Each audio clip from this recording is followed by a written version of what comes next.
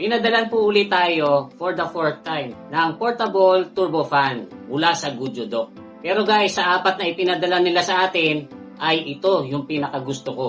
Kasi guys, kung mapapansin nyo, meron itong metal sa gitna na tinatawag nilang cold compressed tablet. And believe it or not, ay nagmo-moist po yan at lumalamig na parang ice cube. Papakita ko sa inyo.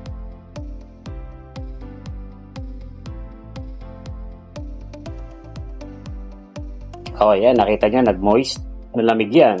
Diba guys, pag summer at init na init tayo, kadalasan magtitimpla tayo ng malamig na juice or iinom tayo ng malamig na soft drinks.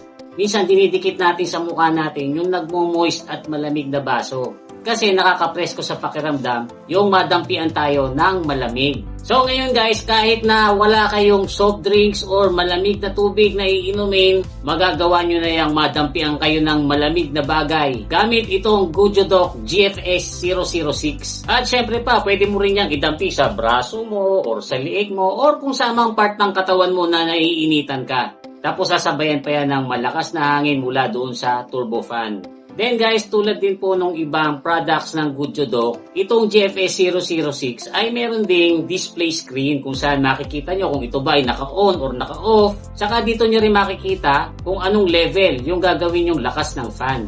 Level 1 yung pinakamahina, then level 100 naman yung pinakamalakas. Ngayon kung hindi nyo naman po ito todo, ay kaya pong tumagal lang baterya nito ng hanggang 12 hours. Kasi guys, 4,000 mAh ang capacity ng battery nito. Then, pag nalobat naman po siya, nandito yung kanyang charging port na gagamitan nyo ng Type-C cable na kasama na rin naman doon sa box pagka kayo bumili.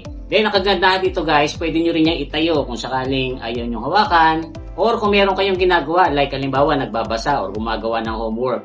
And then, para mas madali pong bitbitin, ay pwede nyo yan lagyan ng lace dito sa may dalawang butas sa may likod. Libre na yung lace, kasama yan pagka bumili kayo nitong Goodyo GFS 006. Kaya guys, click nyo na yung link sa comment section para doon kayo makabili sa official store. Marami kayong kulay na pagpipilian doon at saka marami pang ibang products ang Goodyo na makikita kayo doon katulad na lang itong mga nasa harapan natin na nauna na nilang naipadala sa akin. So remember the name, Goodyo.